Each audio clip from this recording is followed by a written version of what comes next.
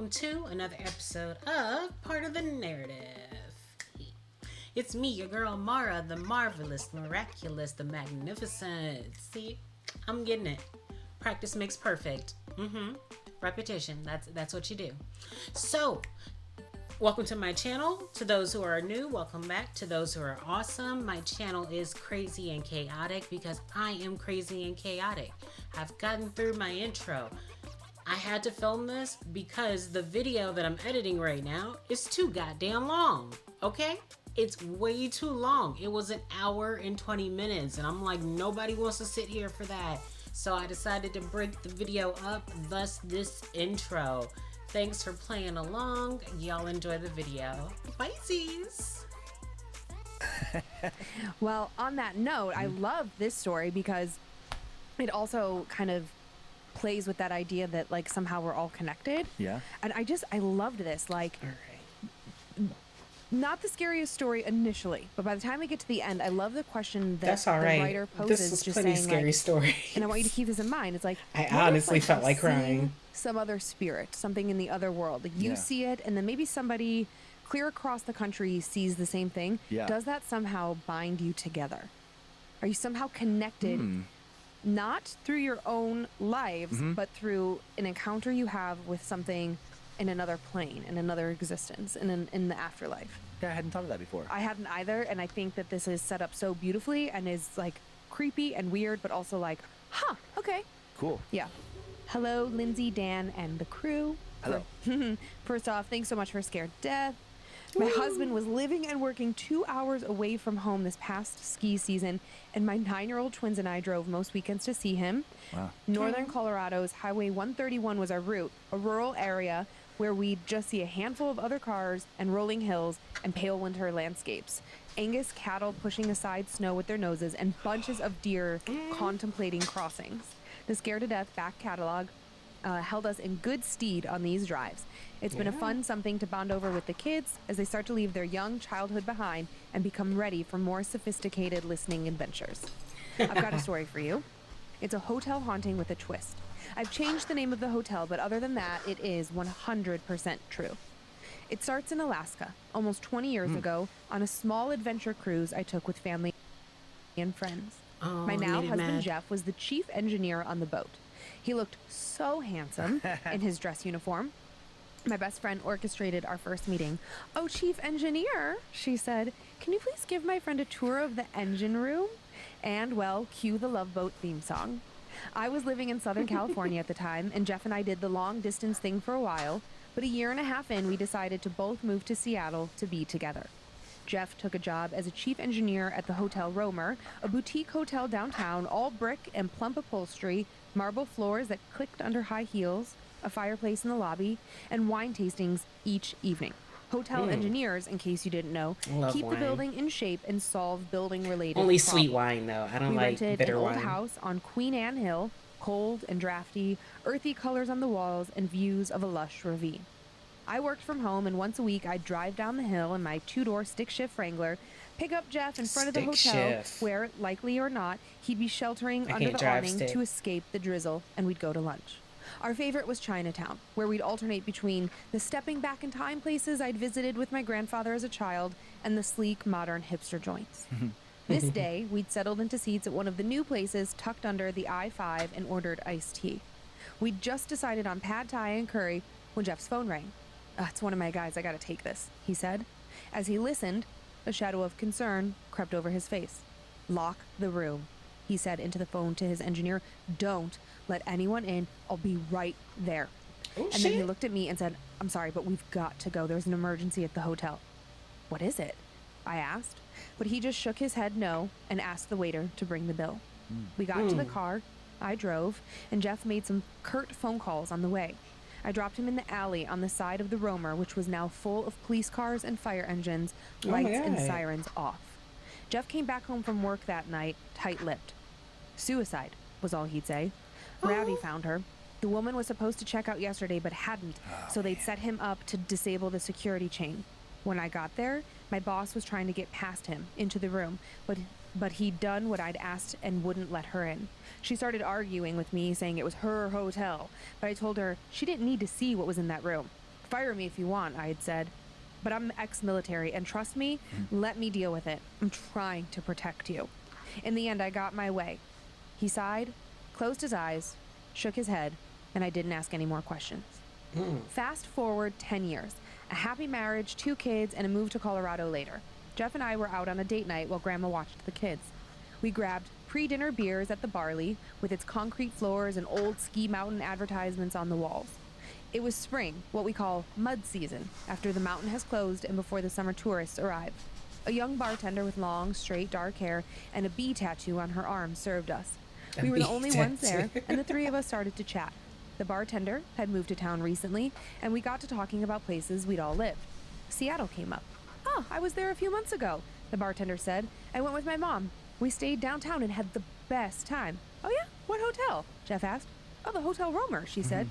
"It was great, except I saw a ghost. That part was crazy. It wasn't just me that saw it either. I was half asleep, half awake when I saw this woman looming over me, kind of floating next to me. I called to my mom in the next bed, and she saw it too. I reached over to turn on the light, and then it was gone." Jeff took a sip of his beer. He got that look he gets when he's trying to figure something out, like if there's a leak somewhere and he's trying to trace it to the root of the problem. "What floor were you on?" he asked the bartender. "Third," she said. You know what floor. "Do you remember the room number?" "No." "By the elevator?" "Yeah." "The ghost. Asian? Woman? In her 20s?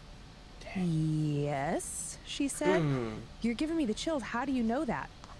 "White nightgown?" "Exactly," she said, "and a necklace or something around her neck. She kept touching it. I'm not quite sure."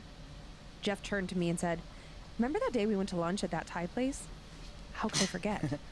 And then the bartender and I both learned what happened that day. A young Asian woman in a white nightgown, how she'd hung herself from the rod in the closet, hadn't checked out as she was scheduled to, and one of Jeff's engineers had gone up to the room. How Jeff had taken the brunt of the situation on himself, sparing the rest of the staff as the emergency personnel, and the police, and then the people from the morgue, and then the cleaning crew, how they all came and went. After the tale he told us, we'd all sat, the bartender, Jeff, and I, That sucks. speechless. So you still got to come to work It later. had just felt like a weird coincidence. How Jeff and the bartender had crossed paths and started talking at random about things that they were both tied to. But the more I think about it, the more I wonder if somehow the meeting wasn't by chance. What if people like Jeff and our bartender are somehow tied together, interconnected because of their experiences with the same thing? Or maybe it's that the woman didn't want to be forgotten and was somehow part of making this meeting happen. A strange final coda to all of this is that we live in a very, very small town. And though we don't go out a lot, most times when we do, it's to the Barley. And we've never, ever seen that bartender again. I hope you enjoyed the story. I can't wait to hear it if it makes it onto the show. Thanks again for all you do, Kristen. Thanks, Kristen. Bizarre, right? Yeah, very bizarre. I like what Kristen said about, like, what if her spirit wanted to be remembered, like wanted that connection to be made for whatever reason. What if she didn't actually die by suicide? What if somebody else was in there? What if they never figured it out? What if she's trying to pull a Bonita Sierra? What's her name? Teresita Basa. Teresita Basa. Bonita Sierra. She knows what I mean. Yeah, totally. She gets it. I'm always bringing her up because that case mystifies me. Teresita Basa. I love Bonita Sierra. That's just a random word. That I mean, I get the sound kind of similarities. It's her sister. Pretty Sierra. Bonita Sierra.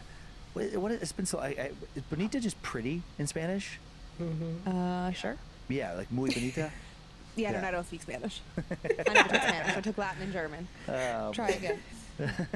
But weird, right? Like, okay. Thanks, Logan. I also love this idea that this couple went out in this very small town. They always go to the same bar.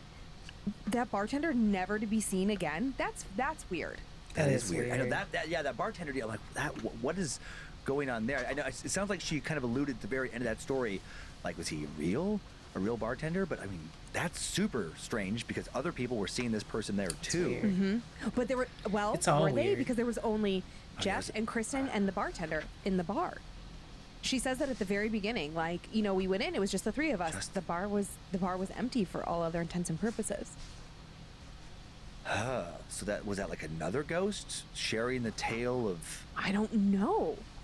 Yeah, the whole thing. I mean, what just a unique evening. Yeah. And so memorable, and just I'm sure they're just going to be like trying to figure it out for the rest of their lives. Like, what's that about? Yeah, why?